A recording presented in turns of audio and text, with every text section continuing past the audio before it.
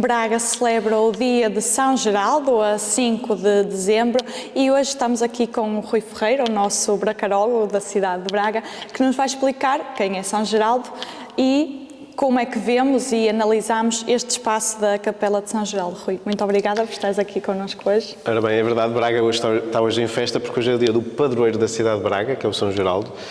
Lembrar que o São Geraldo, Geraldo Massac, foi arcebispo de Braga de 1096 a 1108, esta é a data convencionada pelos historiadores, embora haja indícios que ele poderá ter estado no Concílio de Palência, o Concílio dos Bispos da Península Ibérica, que foi em 1095, mas foi por volta desse ano.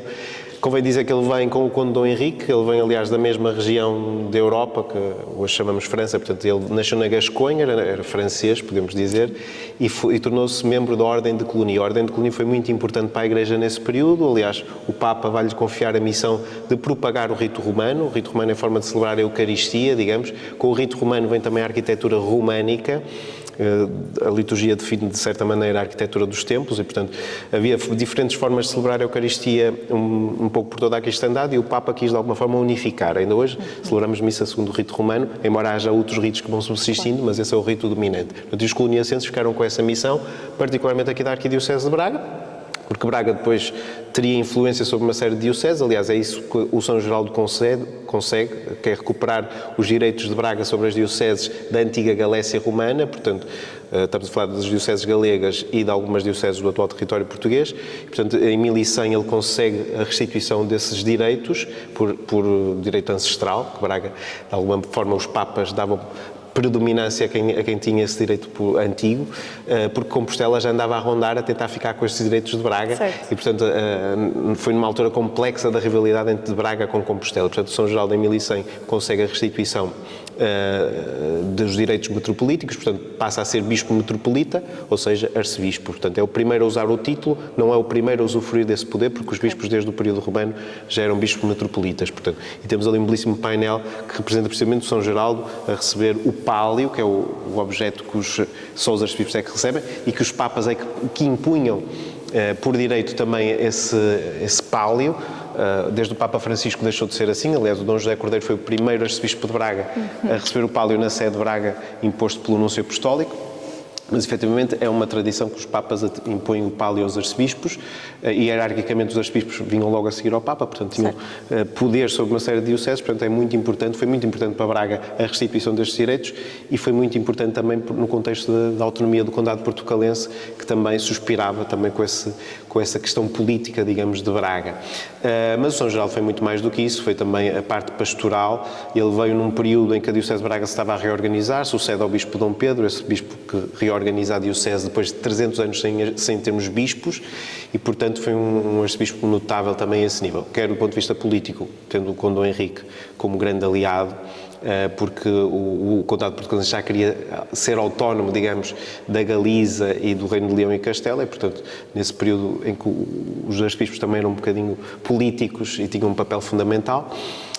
Mas sabemos também pela sua biografia escrita pelo Dom Bernardo. Dom Bernardo foi um clérigo coloniacense também, que era a grande auxiliar do São Geraldo, que vai escrever uma biografia após a sua morte. A biografia está publicada, penso que está aqui publicada pela Sé, em que nos relatam vários milagres do São Geraldo, todos aqui na região de Braga. Portanto, e como é que se diga que o São Geraldo, logo após a sua morte, é venerado como santo, e esta capela aqui, que ele mandou construir antes da sua morte, devotada a São Nicolau, que era um santo da sua devoção, como é que se diga, a devoção desta capela. Esta capela foi devotada a São Nicolau e não a São Geraldo. E não a São Geraldo. Pelo próprio São Geraldo. Portanto, São Nicolau é um santo muito popular em muitos países da Europa, como é que se diz, São Nicolau de Mira. Mira era uma diocese no sítio da atual Turquia. É padroeiro atualmente da Rússia, da Noruega e da Grécia, só para ter uma ideia da importância, mais um santo popular no Oriente, mas também em algumas zonas da Europa Central. Lembra que na Holanda ele é popularíssimo, faz-se a grande festa do São Nicolau, de onde nasce depois a narrativa do Pai Natal, de oferecer presentes às crianças no dia de São Nicolau, evidentemente, que é 6 de dezembro, e depois, quando a imigração daquela zona da Europa para os Estados Unidos, é que depois deu a popularização da figura do Pai Natal. Portanto, como é que se diga? E por isso eu digo muitas vezes que esta é a capela do Pai Natal, porque é uma capela devotada a São Nicolau, que é de facto o Pai Natal. Os ingleses dizem Santa Claus, aliás, remete de imediato para o São Nicolau. Portanto, o São Nicolau é a devoção primordial desta capela. Depois o São Geraldo, como se fez aqui sepultar Lembrar que veio um túmulo, segundo o Dom Rodrigo da Cunha, de Tibães, um túmulo que seria bastante antigo, um túmulo que será porventura um dos que está expostos no Museu da Sé, e que se fez sepultar aqui, e este lugar foi lugar de romagem durante toda a Idade Média. Portanto, os bracarenses e de fora de Braga procuravam o São Geraldo para conseguir algum milagre.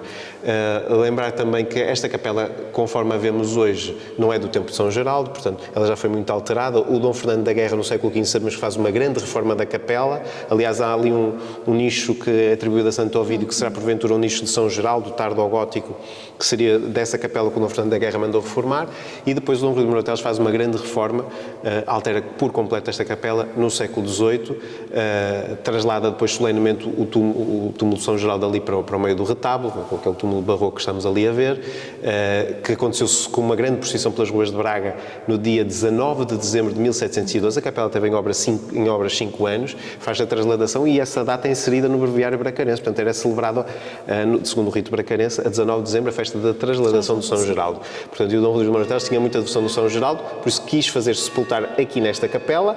Eu estou a cometer um grave lapso, porque estou mesmo em cima do túmulo de Dom Rodrigo de Moroteles. Como sabemos, era um dos grandes arcebispos de Braga, arcebispo de Braga de 1704 a 1728, deixou a sua marca vincada em toda a cidade, o seu brasão está espalhado por todo lado. A fachada da Sé tem um grande brasão de Dom Rodrigo, porque ele faz uma grande reforma da Sé. O Largo do Paço também foi reformado por ele, tem lá a Fonte dos Sete Castelos em sua homenagem. O Bom Jesus do Monte é a sua grande obra, mas efetivamente é um arcebispo que media apenas 1,23 m, poderia eventualmente ter algum complexo por causa disso, e por isso vai mandar fazer sepultar num túmulo com 2 metros de comprimento. Não deixa de ser significativo, mas é de facto um dos grandes nomes da história de Braga e da história da Igreja de Braga. Portanto, efetivamente esta capela é um lugar de história. Daqui a uns dias vai estar pejada de frutos por todo o lado, devido a um milagre, Exatamente, um milagre da fruta perguntar. que não sabemos se aconteceu, porque efetivamente nessa biografia, que foi publicada poucos anos após a morte de São Geraldo, lembrar que o Dom Bernardo foi companheiro do São Geraldo, depois vai para Coimbra, ser bispo de Coimbra, no ano 1128, e a verdade é que relata vários milagres, em vida e já depois da morte, até a trasladação do corpo, porque o São Geraldo morre a 5 de dezembro de 1108, curiosamente a véspera da festa do seu santo de devoção São Nicolau, em Bornes da Guiar, quando estava a fazer a sagração da igreja de Bornes. O seu corpo tem que ser trasladado para Braga em pleno inverno, segundo diz o Dom Bernardo, havia muitas correntes nos riachos e era quase impossível de trasladar o corpo. Então, quando estavam a passar num rio com fortes correntes, quando colocam a urna sobre o leito do rio, o rio acalma e puderam prosseguir até Braga. Portanto, é um dos milagres que vem na biografia do Dom Bernardo, que não menciona o milagre da fruta. Portanto, não sabemos bem quando é que aparece esta tradição, esta narrativa, e portanto, mas de alguma forma também faz parte da tradição bracarense, e hoje, de facto, no dia 5 de dezembro, aliás, é um lugar de passagem obrigatória a todos os bracarenses. Acho que esta capela merece uma visita, particularmente para honrar um santo que diz muito à história da Igreja de Braga, à história da cidade de Braga, e que foi declarado por isso mesmo padroeiro da cidade. Exatamente, Rui. Muito obrigada por esta explicação. Fica então o convite para visitar no dia de São Geraldo esta capela, que está aberta neste dia e repleta de fruta, com um programa intenso para a celebração deste santo e padroeiro da cidade de Braga.